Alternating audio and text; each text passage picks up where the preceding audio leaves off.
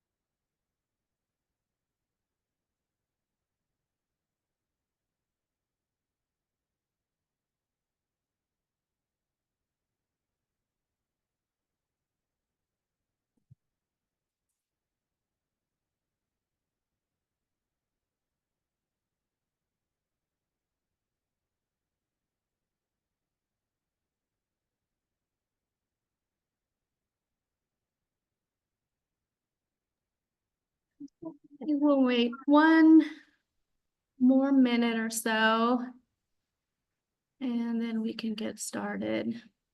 One pace.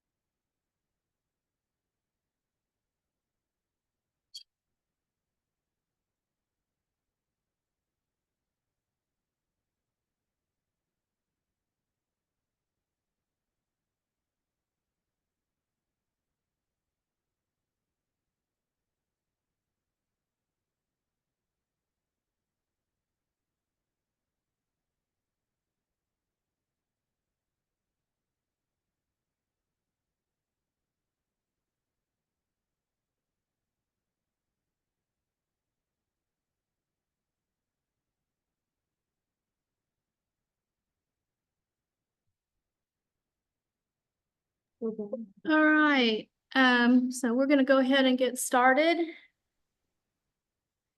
Happy Friday again to everyone. If anybody doesn't know me, I'm Leslie Scott. I'm the Digital Inclusion Program Manager at KC Digital Drive. And we always start our meetings with our vision and mission for the coalition. So the vision is every citizen and household in the Kansas City metropolitan area has access to the internet, the equipment needed to use it, and the skills needed to take advantage. And then our mission is to facilitate collaboration among organizations and initiatives working to bridge the digital divide in order to maximize the resources for the greatest impact. So not as active on social as we were when Rick Usher was here, of course, but you can find the past meetings on YouTube, which sometimes is really helpful if you miss one or if you just want to review the content there. And if you don't happen to be a member, this is how you join. And membership is free. And at this time, wanted to take a minute and see if there's anyone new today who's joining us for the first time.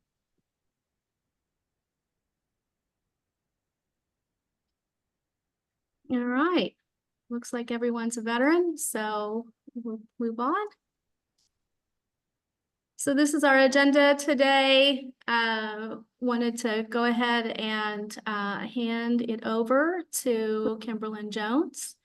She is with the Kansas Office of Broadband Development and here to give us updates from her work in Kansas. Take it away, Kim. Good morning, everyone. As she said, I'm Kimberlyn Jones, the Digital Opportunities Program Manager for the Kansas Office of Broadband. I strictly work on the digital equity side. We are currently still awaiting our digital equity capacity grant approval. We had quite some detailed budget hearing last week.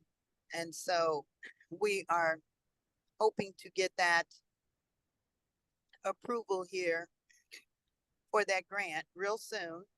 In the meantime, we're reviewing and editing the program guidelines to be prepared for the subgrantee program once the capacity approval has been granted.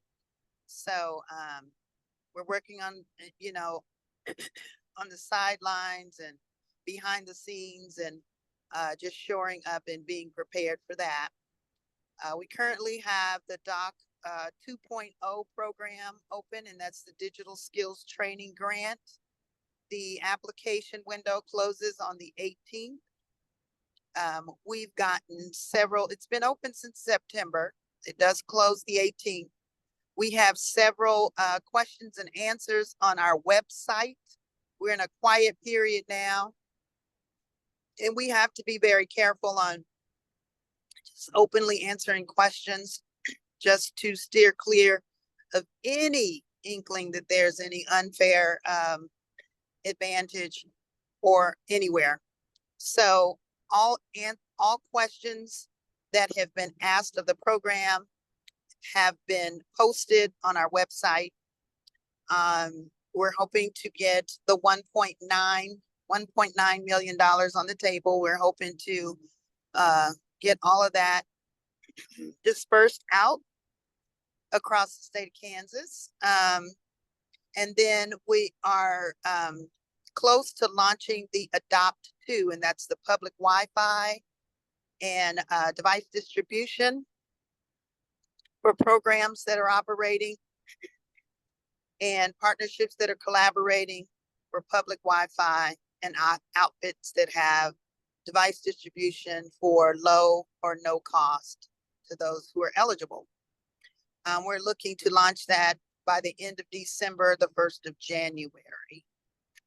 And that's really it on the DE side. That's doesn't sound like a lot, but it is a lot that we have going on. So, where we are, that's the status of digital equity with our office. So Thanks a lot, Leslie. You're welcome. Sorry, I was multitasking. Did you mention where you are in your implementation plan? That's what we're working on right now. We're not doing anything right. Well, we are. We're constantly working on it, but there are a lot of hands on it right now, so we will be pushing a lot out here real soon. Sounds great. Any questions for Kimberlyn?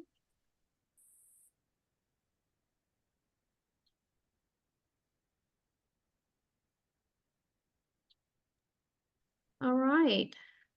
Well, I am so happy you were able to make it today, Kim. I know that your meeting schedule is really packed, and we appreciate you always making the time to be here and be accessible. That means a lot. Sure, no problem. All right. Okay, well, moving on. We have an honored guest here today, Amy Huffman with NDIA.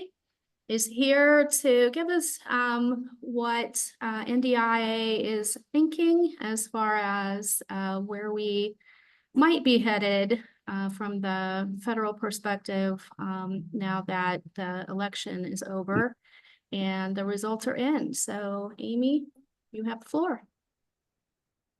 Friends, it's good to see you all. I recognize many of your faces and names.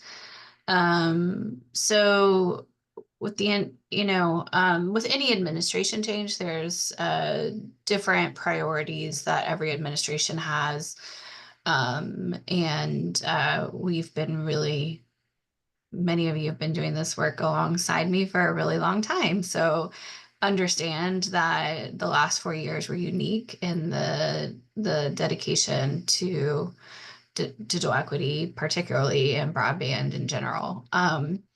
That has not been the norm in DC and federal policymaking. So my best, no one has a crystal ball and no one knows what's going to happen. But what we do, we do know a couple things. So the two agencies that interact most with digital equity and broadband issues are the FCC, or Federal Communications Commission, and the National Telecommunications and Information Administration, which is a subdivision of the Department of Commerce. So I'll take them one at a time. So the FCC, the tradition is for it to be led by the current party that is in power. So in the executive branch specifically. So what is most likely to happen is that the current chairwoman, Jessica Rosenworcel, will step off of the commission, and President-elect Trump will nominate a new commissioner that will have to be voted in and approved by the Senate. But most likely he will also name one of the current Republican commissioners to be chair. And I think the general consensus in the industry is that would be Commissioner Carr, and that Commissioner Carr will become Chair Carr of the FCC. I think, again, no crystal ball. That may not happen, but that is the general consensus in industry, that he is the most likely pick for the FCC. And then, so what that means is you can certainly go look at the different priorities that Commissioner Carr has outlined during his tenure at the FCC. He has a very public record on things that he supports and then does not support. Some things that we know he has opposed in the past are things like digital discrimination, the broadband consumer labels, and there's one more that's net neutrality, so we could expect those things to be rolled back. And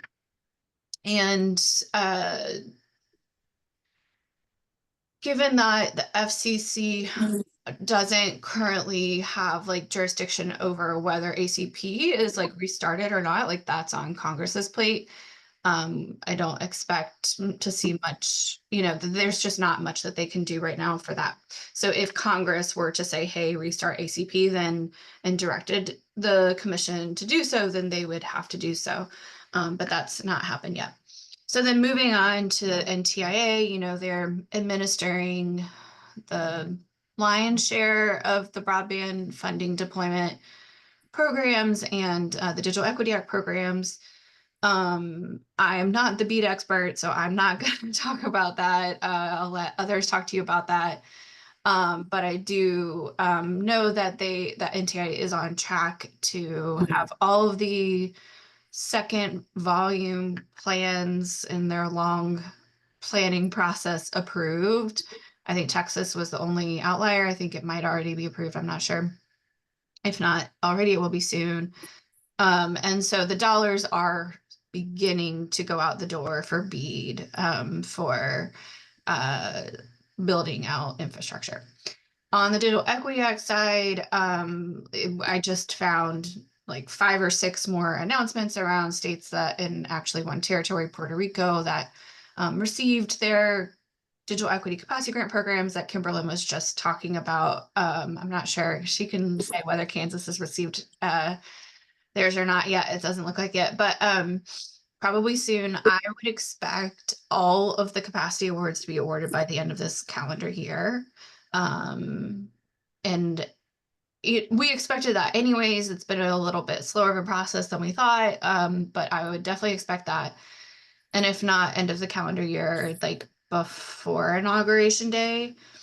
I also expect the same for the competitive grants, that all of them will be awarded by the end of this calendar year, or at least by Inauguration Day. Now, a couple of things to remember around those 2 grant programs is that the way the law was written kind of forced NTIA to break those grants into 3 notice of funding opportunities. Well, let me rephrase that. 3 for the capacity grant program, 2 for the competitive grant program. So there's about 60% of the capacity grant program that's being allocated through the end of this year. So there will be 2 more notice of funding opportunities. You can expect about 20% and 20%. So 20% next year, 20% the year after that. I would expect that those NOFOs would look different than the first one. In what ways, I'm not going to speculate, but I would expect that they would look different because different people will be writing them with different priorities. And then the same thing for the competitive grant, except about 80% of the competitive grant will go out the door by the end of this year, which is, sizable. So only about 20% will be left. And again, I would expect that capacity or competitive grant NOFO to look different. Again, not going to speculate in what ways, but it probably will be worded differently.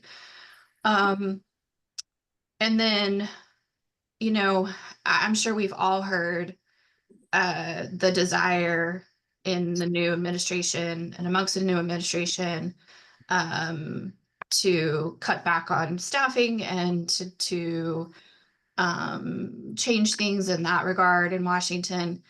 I don't know what that's going to look like and how that will impact our programs. I think we can expect that it would impact our programs, but in what ways will be TBD.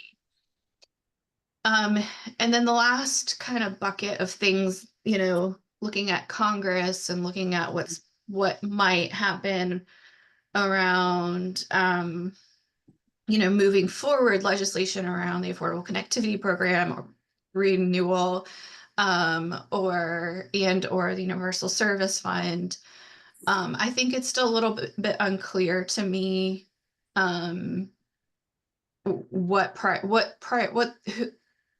what the priorities are for the lame duck session, which has started yesterday. I'm sorry, gosh, it's Friday. No, started Tuesday of this week. And I'm uncertain yet whether ACP is a priority for the lame duck session. I can tell you USF will not. It's get passed during the lame duck session. The goal of that was always to go through regular order, and there's not enough time. So that will certainly be kicked to the new Congress.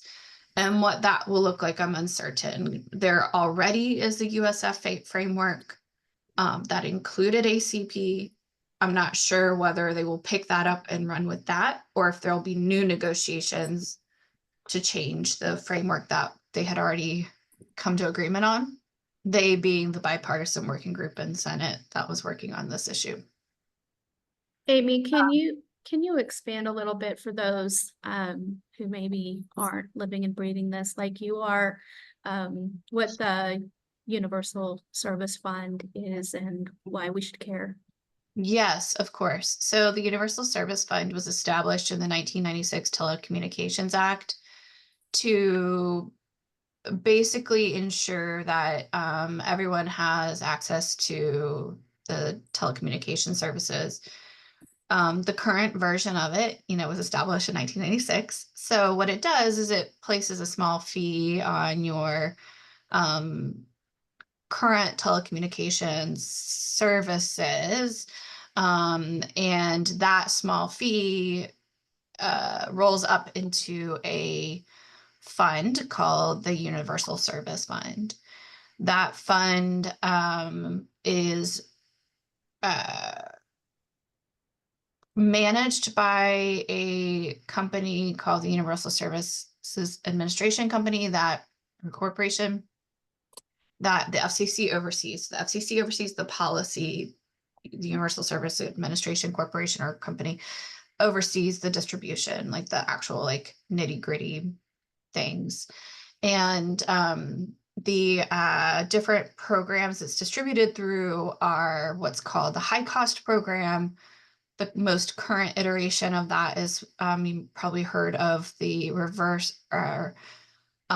Digital Opportunity Fund. It was a reverse auction or that distributed funds to providers to get service in rural areas. That's or RDOF, if you've heard that acronym. So that's the program running under the high cost program. That program has always been, it's basically subsidies to providers to build out in rural areas and maintain their networks. And then the second program that you've probably heard of is E-rate, which provides basically massive discounts to schools and libraries for their internet service. The third program I hope you've heard about is Lifeline, which provides a small, very small benefit to low-income households. It used to be just for, landline service, and then it was expanded to broadband and mobile. And then the last program is rural healthcare. Rural healthcare, it works similar to the E-rate program in that it provides discounts to rural health clinics and providers that provide rural health services. And so Congress rightly recognized, in the last couple of years that this program was developed in 1986, or this fund, and it's complicated, but the fund is diminishing because the use of landline services has decreased drastically. And not all telecommunications providers pay into the fund, essentially. And so they started talking and negotiating last year to modernize the fund, both in its how they call it contribution, like the contributions that were go into making the fund, and then the distribution, so the way the funds are distributed. And as part of that, the discussion, there has long been a desire to envelop or fold ACP into that fund, and the set of programs to be funded by this fund. And we, NDIA, are in favor of that because it provides a long-term solution to fund ACP in perpetuity without having to go to Congress every year, hat in hand, asking for an allocation. So there was a substantial movement. It got very close to bipartisan movement this over the past year and a half to develop legislation and introduce legislation to modernize the fund. It has stalled probably, I'd say, in the spring. So when election season started gearing up. And it was led by Senators Lujan from New Mexico and Thune from South Dakota, who, if you've been paying attention to the news, just won the leadership race for the Republican Senate. And that he's been running for that all summer. So, I'm not going to speculate, but that could have had something to do with this legislation stalling. So all that to say, we don't know what will happen with it moving forward. I do expect it still to be a priority of the incoming Senate. But what it will look like is unclear to me. So we'll see. Can you loop back to net neutrality, digital discrimination, and the broadband nutrition labels, and just give people a brief overview of those three concepts or outcomes of the FCC work that might be changing? Yeah, so I think I will skip net neutrality and allow Google to provide those answers for you all. But the other two I can briefly go over. So actually both digital discrimination and the broadband consumer labels were concepts and ideas that the public interest community had been advocating for because they benefit consumers for a very long time prior to the Infrastructure Act, and they were included in the Infrastructure Act, and Congress basically said FCC create rules around these two concepts or policy areas to benefit consumers and make broadband more equitably available to consumers. And transparent. So digital discrimination really addresses equity, and the consumer labels address transparency. So digital discrimination, the rules basically say that there are different ways that providers can discriminate against consumers. One of the ways that I think we at NDIA, and if you know Bill Callahan, has pointed out is digital redlining, right? So redlining entire neighborhoods because they are low income or not desirable for providers to extend service to. That is one way that providers can inequitably expand their networks, right? And so the digital discrimination proceeding and rules that came out about a year ago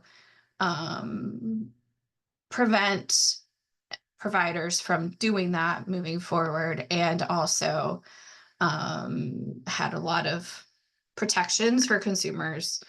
We didn't win everything we wanted, but they did basically say it doesn't matter whether a provider intended to discriminate or not, it's the outcome. And that if a community or group of people are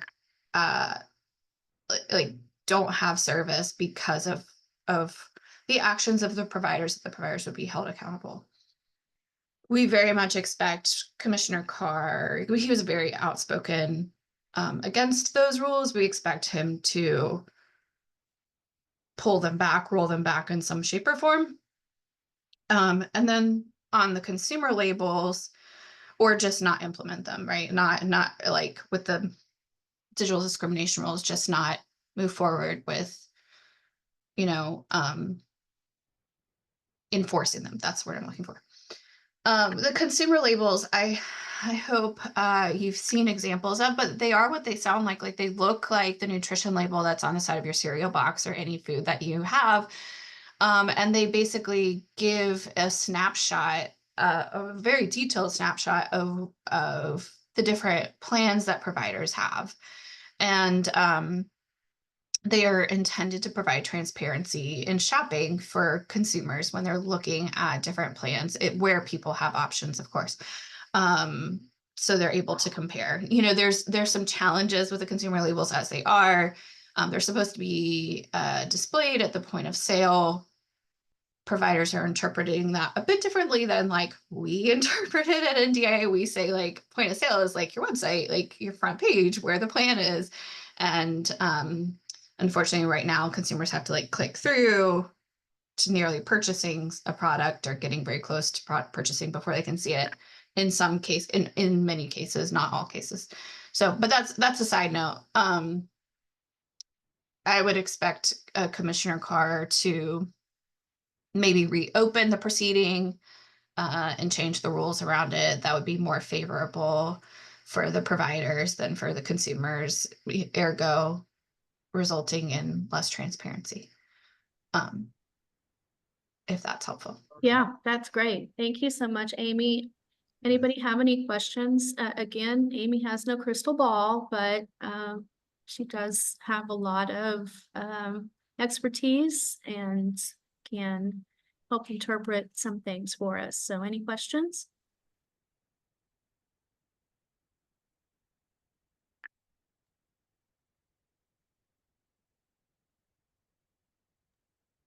Right. Well, thank you so much, Amy, for taking the time to be here. You're welcome to hang on and, you know, stay for the rest of the meeting if you have time, but we understand if you need to get back to your day, and appreciate all the work NDIA is doing to help us understand, you know, what could be down the way for us, and supporting us in our work as practitioners. So thanks so much. No problem. If I can just really quickly, the work you all are doing here today is always essential. But this coalition building is, I think, for the next, it's just even more essential now to support consumers. And I'm super glad to see Kimberlyn here. The work that states and local governments do is going to absolutely be crucial.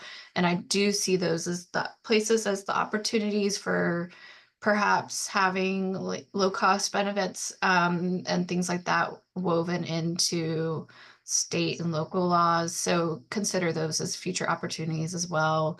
Of course, it's going to be different from place to place, but just want to encourage you all that this work you're doing is really important and really good, and to keep at it. Hey, Thanks I have again, a Amy. quick comment, Leslie, if that's okay. Amy, this is Tom Esselman.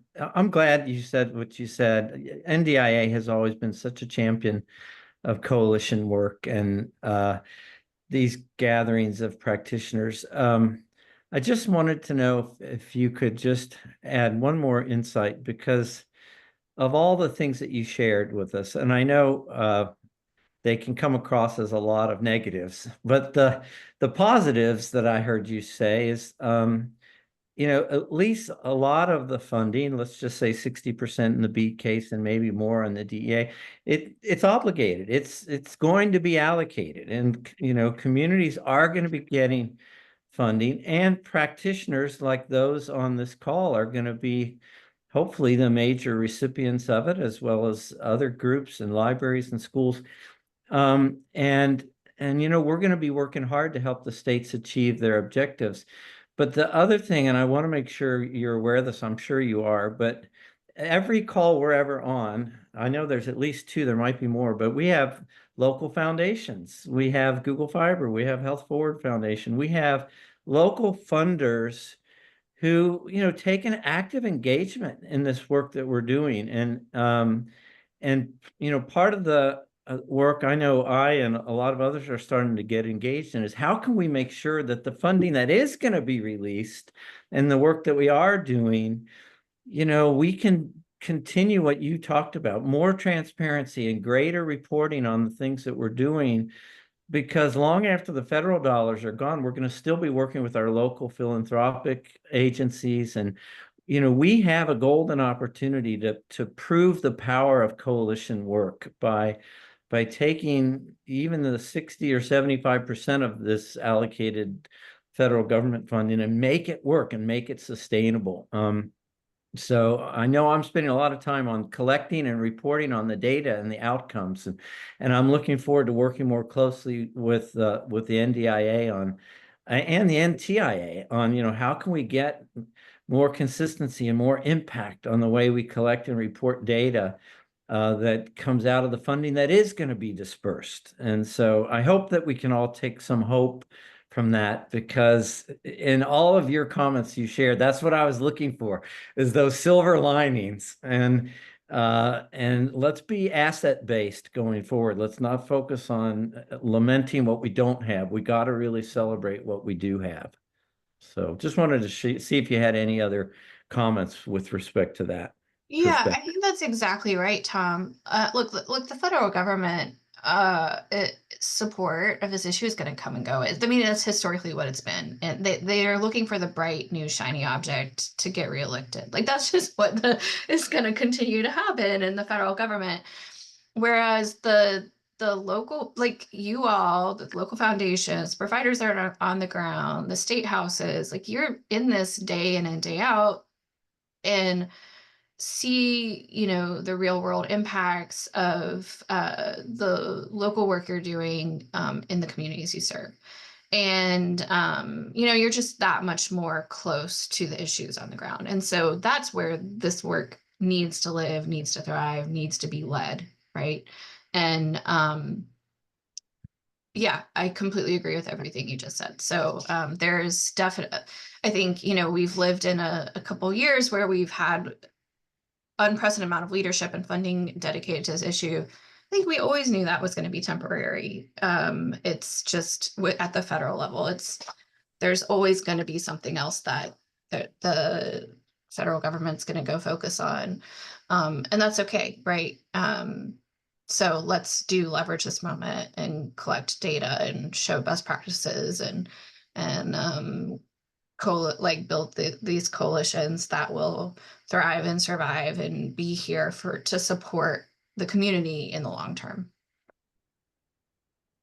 One kind of follow-on question, and I know you said that you didn't want to talk as much about the bead side, so feel free to punt on this, but I'm curious, one thing on that side that has become increasingly apparent over like the last 2 months, because now we've got a bead window open in Kansas. It's just about to open in Missouri. And there's a real risk that no one's going to apply for it. Or that it's going to be very limited. I mean, I think Doug Dawson just put something out yesterday about Charter backing out.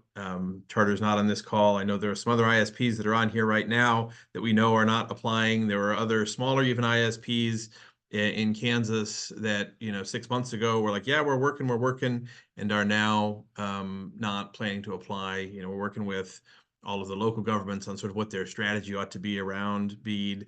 There is, in terms of the administrative change, some thought about, gosh, is more money going to go back to Starlink or to WISPs?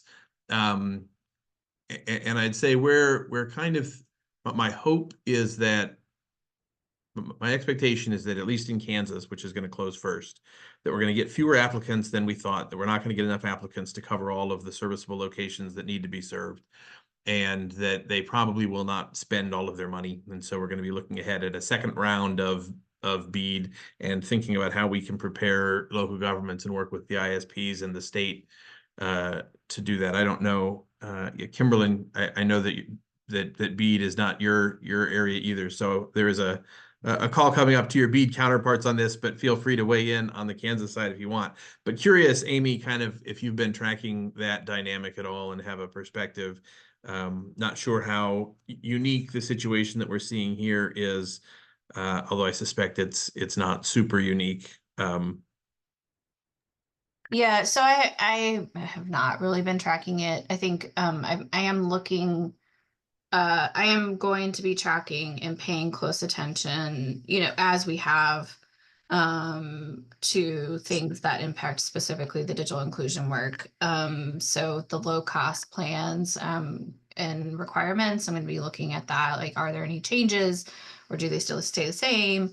And then also looking at the non-deployment dollars and how and where those are allocated. So no, I don't, I'm just not as well versed in this, and I don't think I'm the best person to ask and comment on what's going to happen with BEAD. I do think, again, though, what I will say is that the way the program was structured, with giving rightly giving the states the say to be able to point out, like, because they know their people better, I think now it really is up to the states, right? Like, so they're in the part of the planning process and the development or deployment process where the work now is on the states. So I think that's what happens in Washington, I think, is like the states may be a little bit more insulated because of where we are in the process, if that makes sense. But we'll see. We'll see what happens. Yeah, thanks.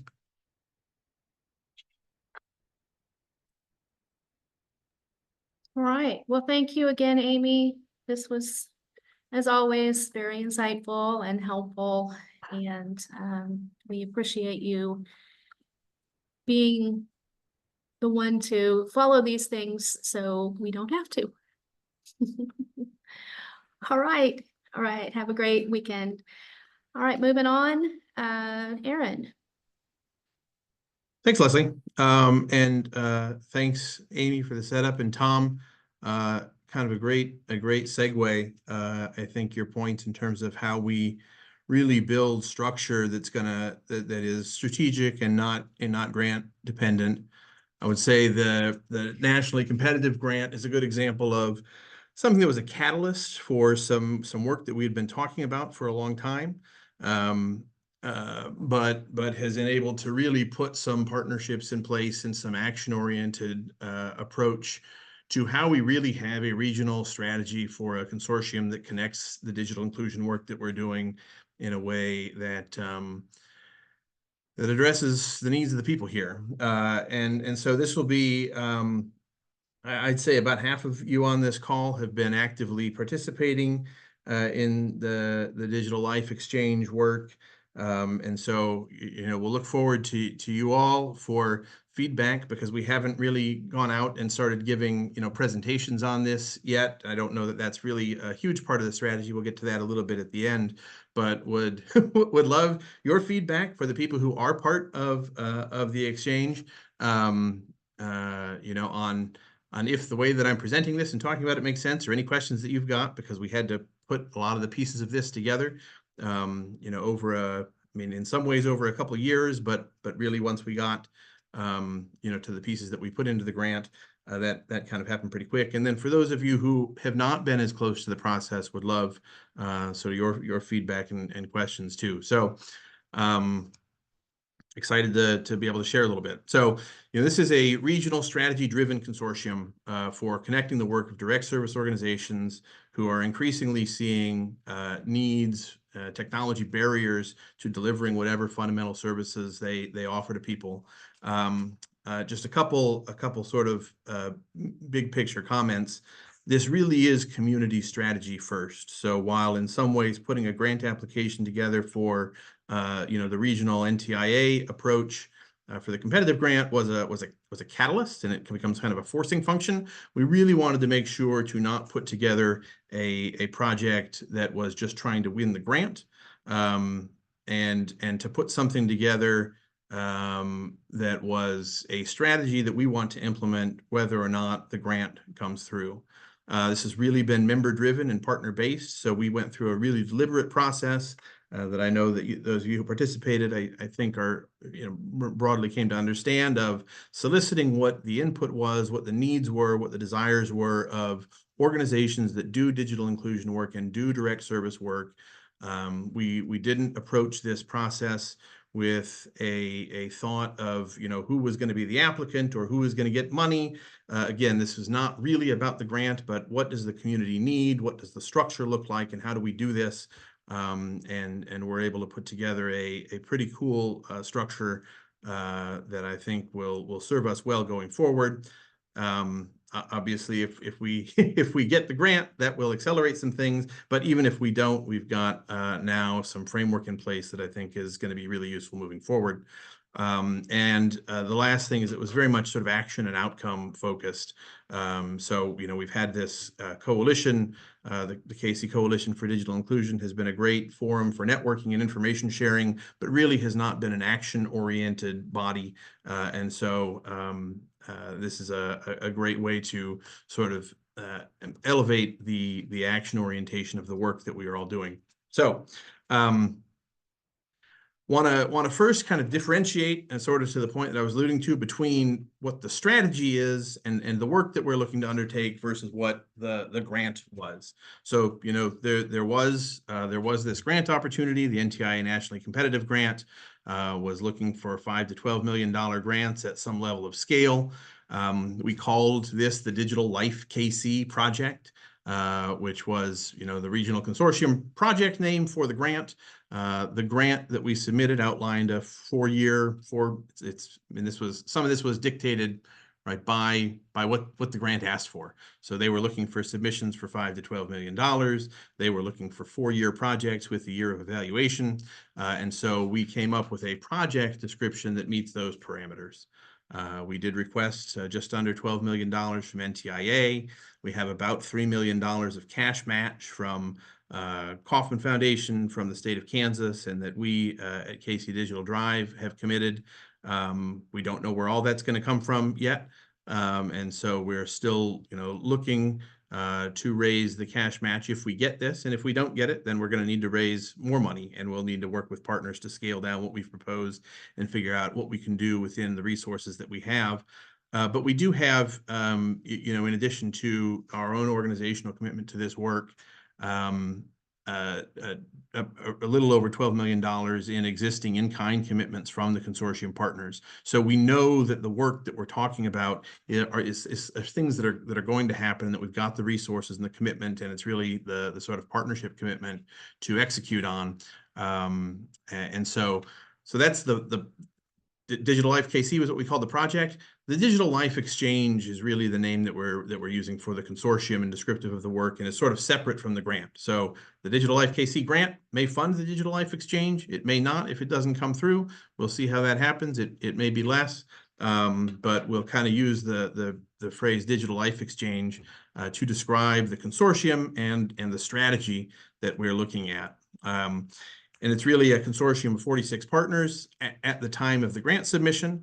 And so these are some of the other just sort of things that will evolve over time. We had an internal meeting the other day about just like what language do we use and what words do we use, because it gets confusing sometimes to talk about, the grant or the project or the consortium, or and as it all comes together, these things may evolve. And so as an example, there were 46 partners who were part of the grant that we actually wrote in as members of the partnership in submitting to NTIA. But there are other partners. Kansas City, Missouri, for example, is bought in and wants to participate in the Digital Life Exchange. They wanted to submit their own application to NTIA, and so they didn't want to, compete with themselves on a funding standpoint. So if you look at the grant side, if you look at the funding, the city of Kansas City, Missouri, didn't want to look at this funding space, but in terms of the work and the consortium and the exchange,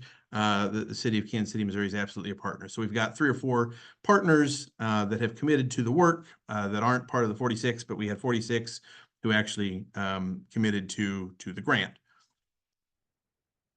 So most of these partners, and really, as I kind of said at the beginning, the design of this was, these are partners who are doing the work. These are direct service organizations who have clients, who have case managers, who are out there doing workforce development, who are doing health and human service work. And we're really focusing there. And that was really the input that we took mostly in terms of how we design how these organizations work together, because they're the organizations that are really the ones that want to work together and need resources from each other. Then we've got some capacity organizations, and we fall more in this role. We don't do direct service work, but we're sort of work to support the ecosystem and the partners in the ecosystem as a whole. And we have some other organizations that kind of play that role. And then we have some strategic partners. Local government is a good example. That also doesn't really do direct service work. They may provide some capacity, but really they need to be sort of aligned and sort of understand what the nature of the work is and figure out where best they can fit in. To reiterate, direct service organizations are really the foundation, and I've got a list. I will kind of go here so you can just see who some of these, organizations are. Guadalupe Centers, Hispanic Economic Development Corporation, Metro Lutheran Ministry, Link, Latinx Education Collaborative, Jewish Family Services. These are all organizations that serve people right now. They have a client base, they have case managers, they're out there doing the work, and they have all recognized that the digital divide is a barrier to their work in some ways. And it looks different. It looks different for the organization. It looks different by geography. It looks different based on the kind of work that they're doing. Some of the organizations have responded to that by building up internal capacity and hiring staff and deciding to really build out a digital inclusion program or something that looks, focused on digital skills or digital access. Whereas others really have said that's not in our mission. We don't want to add capacity. I don't want to hire a digital skills trainer, but we know that we have people that need this, and so we're looking to partner. And so that is really the model of this exchange: is how do we create the channels through which those partnerships can happen in a community-focused way. And then sort of the big thing, and I think this is something that is a thing that has become apparent over the many years that we've all been doing this work, is that it is hard to start a digital inclusion focused organization. It's hard because it doesn't always translate. It's hard because the funding's not there. And it's hard because the people that we're serving, usually there's a lot of intersection of needs. And, having from an organizational standpoint, there's value in having a client relationship with the people that you serve. But from a client standpoint, that means you might have 6 different organizational relationships. And so, adding another relationship that is just sort of your digital inclusion provider, it makes it difficult from a client, an individual, a household level.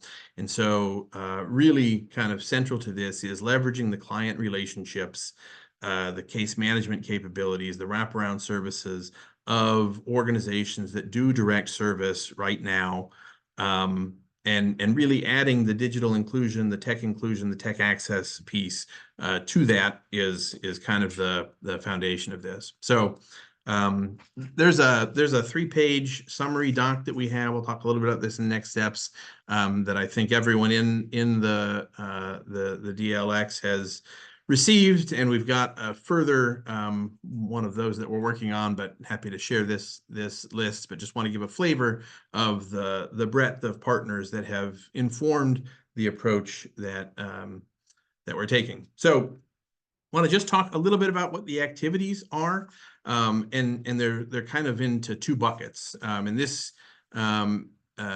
it relates to what was proposed in the grant, but I'm presenting this more in a way that is native to the project and less to the grant. Although, again, happy to get into sort of the mechanics of what money goes where and whose sub-awardees are and whatnot. But on the one hand, there are what we kind of know as the 3 legs of the stool, digital service, training, digital literacy work. And we have both what we call hubs, organizations that have staffed up and are interested and willing to provide those kinds of services to other organizations, and then partners and that word may not be the right. Partner is kind of a weird word and means a lot of things.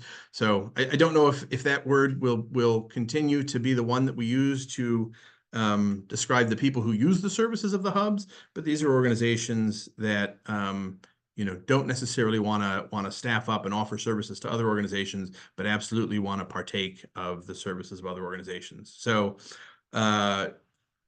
within the context of the grant, we've got 5 digital service hubs, which are Hispanic Economic Development Corporation, El Centro, Goodwill, Catholic Charities, and Jewish Vocational Services.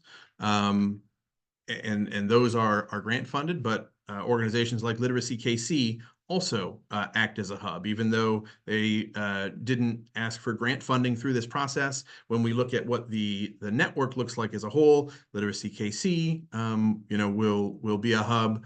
The library systems are organizations that already serve as hubs, and so while the library systems have different funding channels in terms of how we build this network and this exchange, the libraries are also examples of organizations that serve this hub function. And I will say libraries serve the hub function from a service standpoint and also from an access place standpoint. So one role of the hubs is to provide the training services, the resources, the classes, the instructors. The other role can just be to provide space. And so we're working with the LAMP campus that Tom spent a lot of time developing that sort of as a hub in Kansas City, Missouri, and with Kansas City, Kansas Community College in downtown Kansas City, Kansas, as physical location hubs. Again, this is a role that the libraries and their branches play as well in terms of how we think about what the hub does. And then, the partner organizations are the ones that use that. And then we look at devices and affordability. We were really fortunate to have a really good crop of applicants for device needs from the Digital Inclusion Fund. We had about $450,000 or $500,000 of requests that we weren't able to meet through our fund this year, but it gave us a really good sense of what the need was. And so we've kind of built in mechanisms to include device support and affordability support, but really channeling those in this model through our hubs and partner organizations that have that direct client service relationship. So that's the 3 legs of the stool piece. This is the stuff that kind of hits at a household level or at an individual level when there's a family or a person in need, and kind of thinking about how we connect resources better to meet those needs. And then the other side of this work will be kind of the cross-functional and regional capacity management that these organizations may do for themselves or for their own population, but we really want to take a more active role in how that's done across organizations. So part of that's the coordination and management and the matchmaking. Part of that is strategy and alignment for where we need resources and where there are gaps in the ecosystem.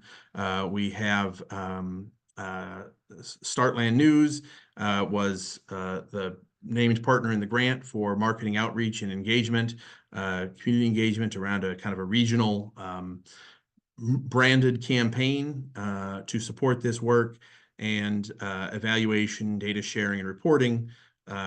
Midwest Center for Nonprofit Leadership was the partner that was written in there. So that sort of activity highlight in terms of what the goals are. We put some objectives in, and these goals. Now I'm kind of again sorry for having to parse this a little bit. These are the goals that we wrote into the grant. And so if we get the grant, we will be obligated to work towards these goals, and we'll report towards these goals. As we continue to build a consortium and to outline the work, we may have different goals from a community standpoint. I think these are pretty good community goals also. So I don't know that there needs to be a big distance between the grant goals and the community goals, but do want to make clear that these are things that were written into a document that was a point in time that had to come together pretty quickly. But these are the kinds of things that that the partnership thought were worth pursuing. I'd say as we think about regional goals, these things will evolve over time, and certainly this is a place where we'd love input from the others that are part of the consortium and other community members as well. So 28,000 individuals is what we think the reach will be. I think that's actually probably conservative. We've budgeted in the grant for 30 new and upgraded public computing spaces, mix of fixed locations at KCK Community College and LAMP. We're a mobile location, I think, that we had budgeted for Goodwill, as well as some of the other partners who have spaces that have varying degrees of public facingness. Public computing spaces, I might put a little bit in quotes, because part of this, exchange approach is looking at what the network of available spaces is. There may be some spaces that are truly public and available to anyone. There may be other spaces that are, semi-public or even just, an organization that has public computing spaces for the population that it serves. These are the kind of things that we want to kind of know and understand what that network of spaces looks like. Again, in the grant, we budgeted for 3,100 devices and 4,000 households served with internet subsidies. We know that the need is far greater than that. So, some of this is like the mechanics of how you put a grant together that you think is, winnable and actionable, but also by doing this work and through, the Digital Inclusion Fund and through the Internet Access Support Program, we've got a pretty good sense of what the demand signals are and think that we can use this exchange to pull that together in a more holistic way. In terms of cross-functional regional capacity, the campaign, we set goals of 10 million impressions with a reach of 1.6 million people. The DLX portal will be a web interface that should say for resource sharing, not research sharing, although maybe there will be some research that gets shared too. I guess we hadn't really thought about that. We do want to make sure that we grow the consortium. So this is not, again, the grant, the grant has, if we get the grant, that will have some restrictions. There will be some partners who are written in for budget, and we won't have, necessarily the flexibility to move that budget around, but we don't want that to be a limiting factor in terms of how we think about what the consortium is. And then we've got annual reports that come through this, as well as quantitative and qualitative assessment tools that allow us to help the partners assess their own work in a more effective way to the degree that they want to, and hopefully provide that to other community stakeholders as well. So next steps, people keep asking, well, when do you find out? And the NTIA generously offered in their solicitation that they would make awards in winter. So, part of the process, if you just think about the grant, is waiting to see if we get that, because obviously that has some bearing on how we move forward. But I want to reiterate that this is not really about the grant, and it really is about the strategy. And so we have continued to work and refine and start figuring out how we can build this process and what we are going to do in a variety of contingencies. One, we might get the full grant, we might get a part of the grant, we might get none of the grant. Either way, I think we've got a committed consortium of stakeholders that wants to move forward. We've been pretty deliberate about how we've been assembling the information. So we've got like a 3-page summary of the grant that we submitted. We had to submit a narrative for each of the 46 partners about what they were actually committed to. And so we've been going through a process of, sharing them what was submitted. Everyone submitted their own letters. So they've all seen this, but we didn't necessarily put it together in a context of, do you want everyone to see this? Can we share this with the whole world? So kind of having people read what we submitted and being comfortable with sharing first within the consortium, and then with the broader group of stakeholders. We're being pretty deliberate about that process, because we want to make sure when we have we have one, again, a 3-page, and I think probably almost everyone on this call has seen the kind of 3-page summary. But if you haven't, please let me know, and happy to share that. There will be a longer, more detailed summary that will come out after that, so that there's sort of awareness and alignment around the work.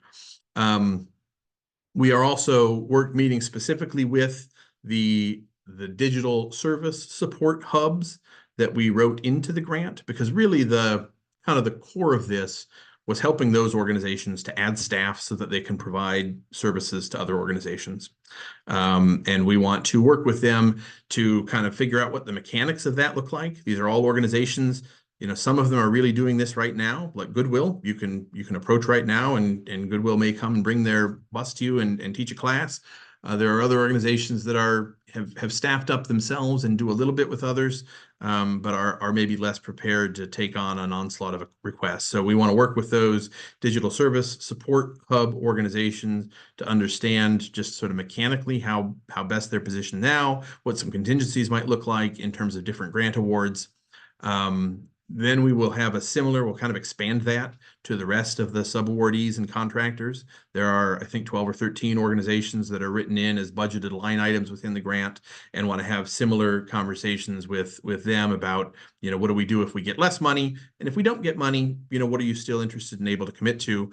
And then, you know, we'll kind of think about how we'll share that out with the entire consortium of 46 partners, and look for feedback, and then figure out sort of what the, you know, the mechanics and cadence of moving forward are.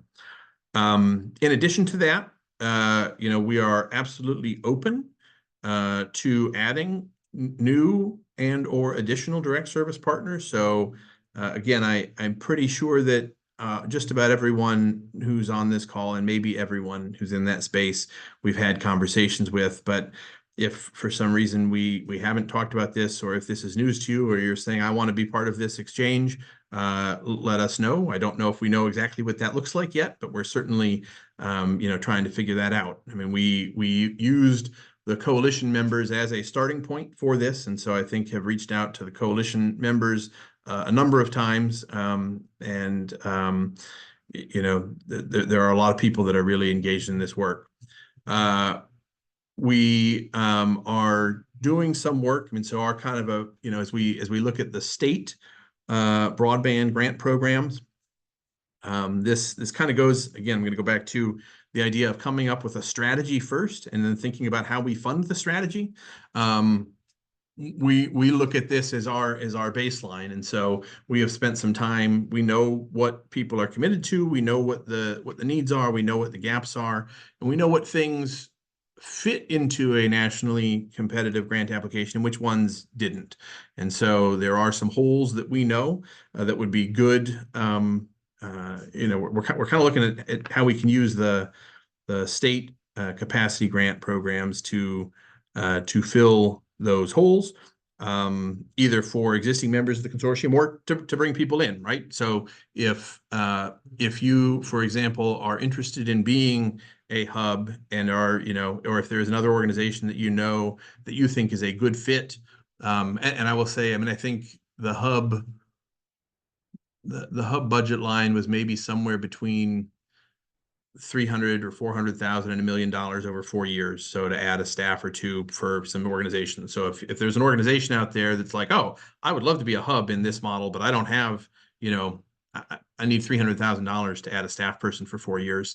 That would be a great example of where the state grants could support that, but there'd be a lot of evidence of fitting into a much bigger kind of holistic operational system, and I think would be really strong. So we're looking at that, and then also with other funding. We don't have the cash match fully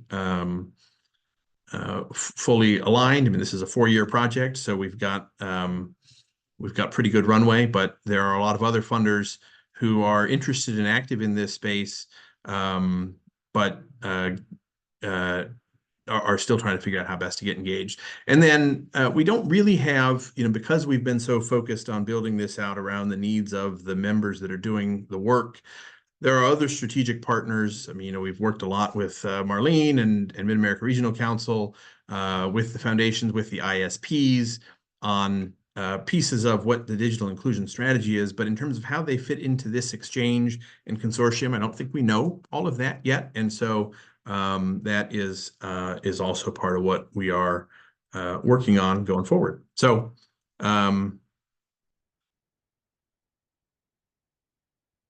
that's kind of an overview. Lastly, this was so thank you all for bearing through this. It was kind of the first time that we've run through the presentation in this way. And I don't know, Leslie, if you want to add anything or if I screwed anything up in terms of what the the work has been.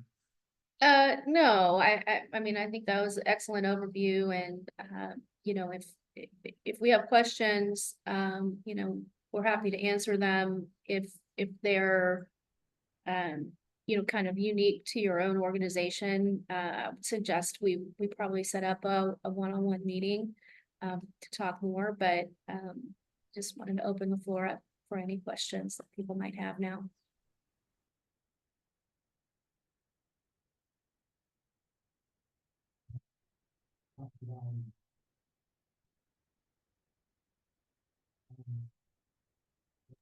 Okay. Let me ask, I'm curious if anyone wants to pipe in, and if it's especially I think Ike, Jessica, Joe, Mary Kay, Pam, Gabrielle. This is as we put this together, it was kind of a mix. I mean, first of all, it is a lot of work. It was, I think, I mean, we had done the Mid-America ACP outreach program, and so had some sense. I mean, that was the, you know, the previous regional federal digital inclusion grant that we kind of applied for and managed. But this was a whole other level. And it was also when we took the time to take some of the lessons we learned from that first approach, even in terms of how we thought about partnerships. You know, coordinating 50 letters or 46 letters was a lot. And so the organizations that are part of that process, like, I never know how much chaos it looks like on the back end, how much visibility. Like, we try to like have sort of iterate, you know, here's what the bigger plan looks like, here's what your needs are, here's what the survey is.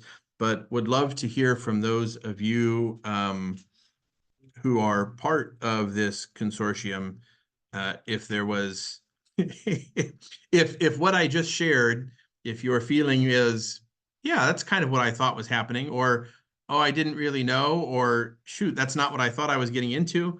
And even if it's that latter one, you know, don't be shy. Would love any of that kind of feedback.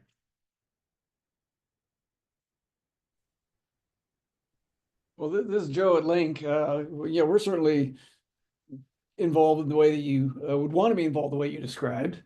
You know, we see ourselves as, you know, trying to get people access to all three legs of the stool. So no, I thought it made perfect sense. Thanks, Joe. I appreciate it. It's good to hear. Okay. So just read something that Pam put in the chat. It seemed extremely organized. Really appreciate all the frequent updates. Nice model to learn from as well, harnessing the many resources and strengths of the entire network. So thank you, Pam. Thanks, Pam. Mr. Ike, you have something? Yeah, I was gonna say I didn't know the depth of the thing, but it seems to be pretty well put together. And yeah, count Vineyard in. We did love to participate. Well, we're excited to have you. You've been a great ally in this work for a long time. So thank you. Yes, me. Yeah, I am very happy. Again, congratulations. After many years, I see that we are in the same page.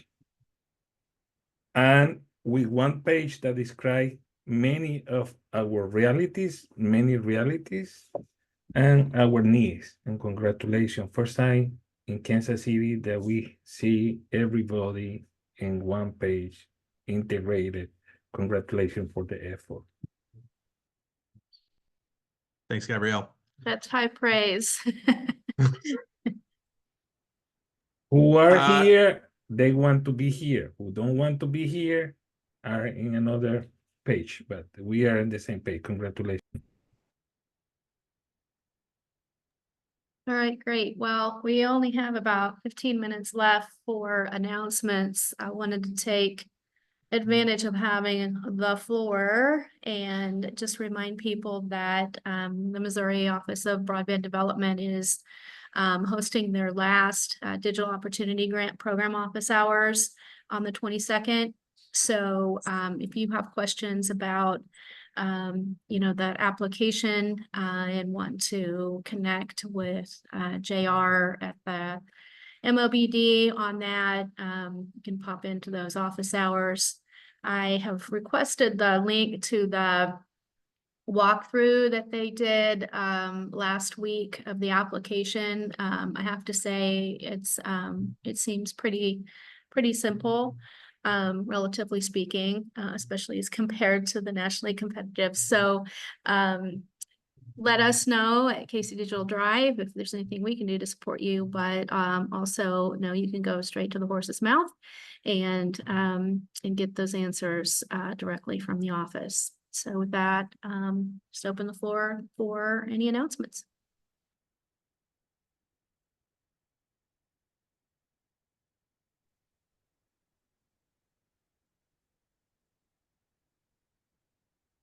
I do have one announcement that on December 5th, it's a Thursday from 2 to 3:30.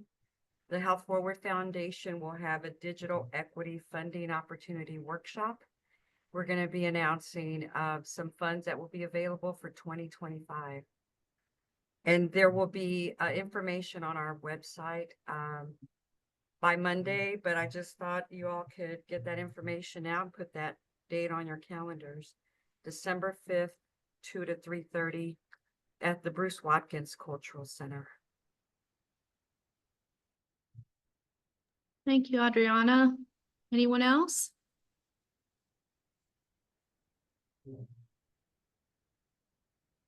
Leah dropped in the chat that Perscolas is here at our LAMP campus for computer repairs. So those are free tech support opportunities. We don't do anything super major like screens or replace hard drives or anything like that. But if somebody's computer is suffering from a malware attack or something like that, you can feel free to refer them over to us, and the Perscolas folks will do their best to try and get them back in business. So December 2nd is the next one. We're trying an evening appointments at that. Well, it's not an appointment-based thing, but we're trying an evening time frame to see if that is more accessible to people versus Saturdays. So please spread the word and let us know if you'd like a flyer. We're happy to provide that to you so you can spread the word in your community.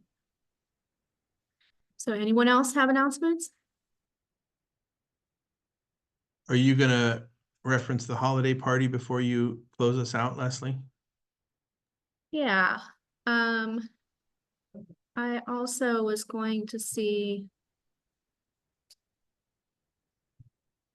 I think Wendy's left, but there's a new digital inclusion KC website. So check that out. And then, oh, hey, breaking news. I have the recording for the November 8th walkthrough of the state capacity grant. So I just put that link in the chat. And as Aaron said,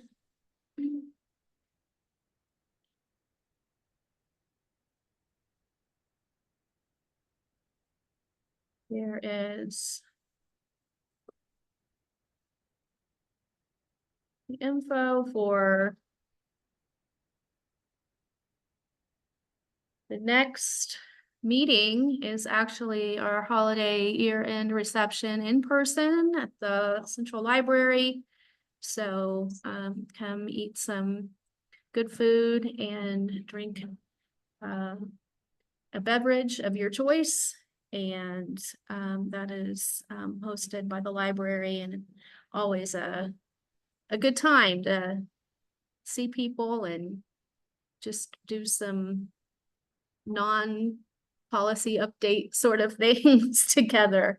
So that information is in the updates that you're receiving, and also right here. So please join us.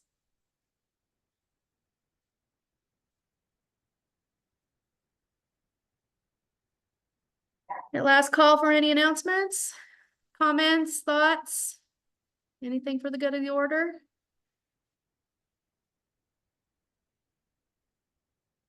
Tom, I was really counting on you to come through. Come on.